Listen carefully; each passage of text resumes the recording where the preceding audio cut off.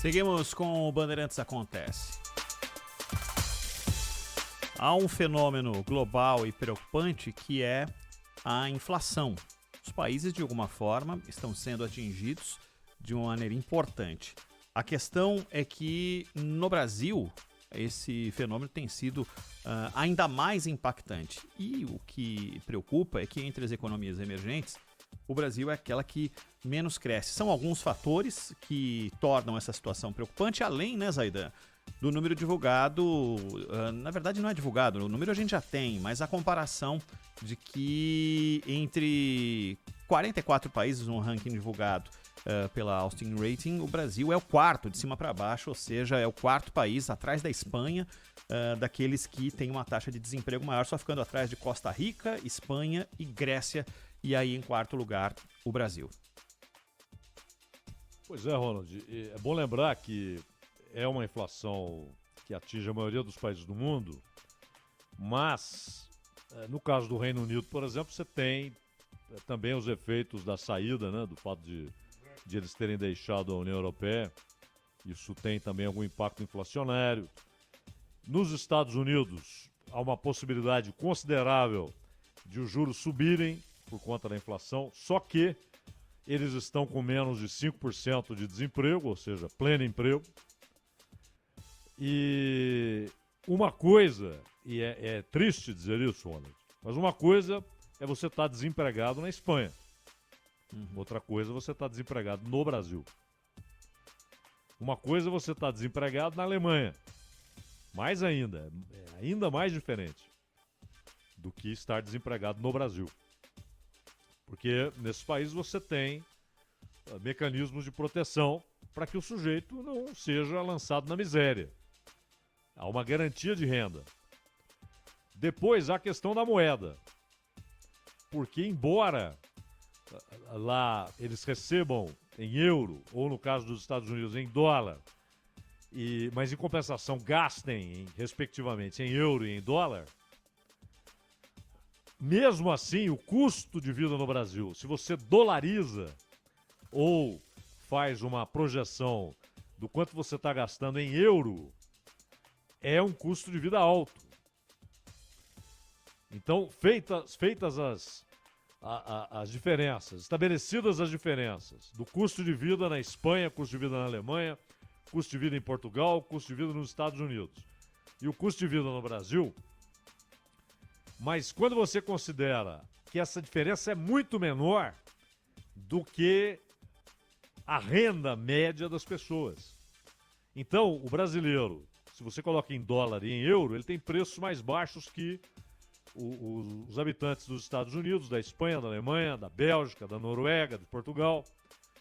Mas a renda dele tem uma diferença muito maior em relação à renda dos cidadãos desses países. O salário médio no Brasil é vergonhosamente baixo. O salário mínimo não precisa dizer. Então, o impacto já é diferente aí. Ainda mais em tempos de dolarização de preços. Informal. Não é o Equador, que a moeda corrente é o dólar. Ou a Argentina, que a moeda corrente é o peso, mas na verdade os preços são já, é um costume de pelo menos 30 anos, 35 anos, os preços são dolarizados. As pessoas fazem as contas considerando o câmbio. Tá na rotina das pessoas já, né, Zaidan? Tá na rotina, no preço do sapato, no preço da laranja, no preço do carro. Aqui não.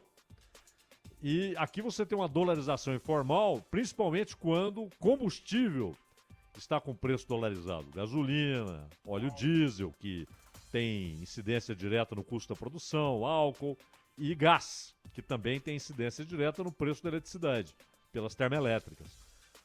E fora tudo isso, o Brasil tem a cultura inflacionária. É verdade que outras gerações é que viveram, boa parte dos que hoje estão à frente do comércio, da indústria, boa parte não viveu aqueles tempos, mas o país tem, no seu funcionamento, no funcionamento das relações econômicas, a cultura inflacionária.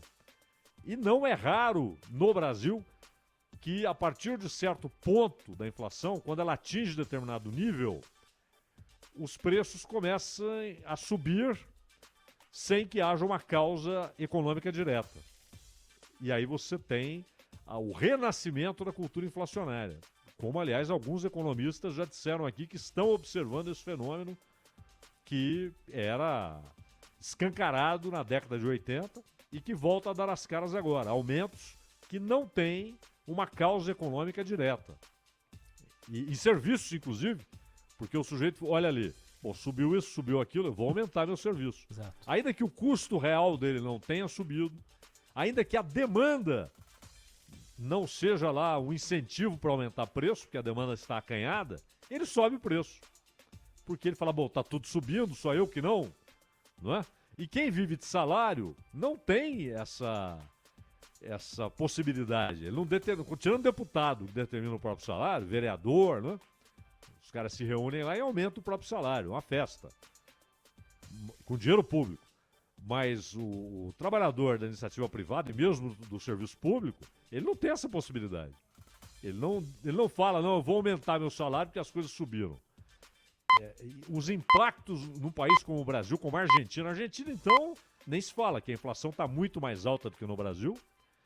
E a depressão econômica na Argentina é muito mais aguda e grave, até porque a economia brasileira é muito maior e muito mais diversificada que a Argentina.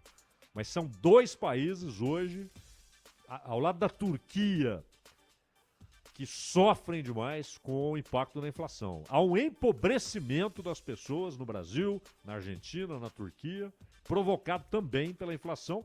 E num cenário de desemprego alto, é terrível, não é? É terrível, porque o trabalho que aparecer, com o salário que aparecer, ele vai pegar. E aí você começa a ter, por essa circunstância, o achatamento do salário oferecido. É um cenário muito grave, muito ruim.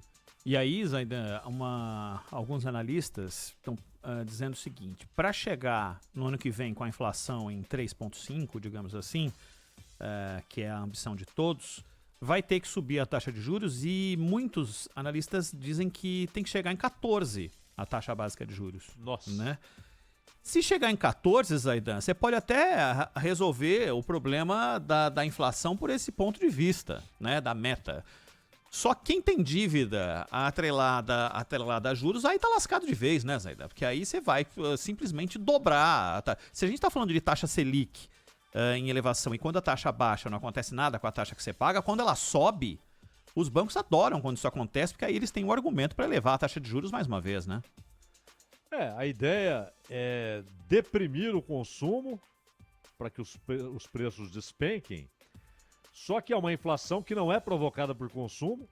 Nos Estados Unidos tem lógica, porque como eles estão com pleno emprego e houve um aumento da oferta de salários, porque há uma dificuldade para conseguir mão de obra, principalmente em algumas atividades mais específicas, o salário oferecido subiu.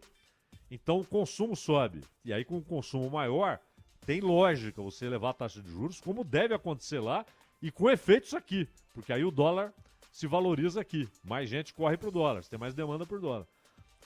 Aqui não. Você vai deprimir ainda mais o consumo, vai tornar mais caro o serviço da dívida do governo, né?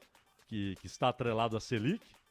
E claro, vai ser mais um argumento dos muitos que os bancos encontram para manter essas taxas indecentes, vergonhosas, exploradoras que eles mantêm de juros. Né? O negócio é complicado e você vai deprimir investimento, porque aí não é só a questão do sujeito, é mais difícil conseguir um crédito para investir. Mesmo quem já tem o capital, ele fala assim, bom, para que eu vou entrar numa atividade arriscada, pode dar certo, pode não dar, se eu tenho um pagamento de juros, se eu colocar o meu dinheiro só para render, vou viver como rentista. Eu vou ter um retorno alto, seguro, sem as dificuldades e as incertezas do mundo produtivo, é menos gente investindo. É um cenário que já conhecemos, mas que volta e meia retornamos a ele, né, Ronald? Exato. E com uma perspectiva, aliás, tudo isso diante do cenário de inúmeras incertezas do que vai acontecer nos próximos meses. Hoje o país vive uma, digamos assim, estabilidade do ponto de vista sanitário, Mas a gente está vendo o que acontece em outros lugares do planeta e a gente não sabe, e torce para ser diferente, estamos trabalhando para ser diferente. Mas quem pode cravar o que vai acontecer no começo do ano que vem, sobre todos os aspectos ligados àquilo que já vivemos desde o início do ano de 2019. 19 não, de 20. 4h33, já voltamos.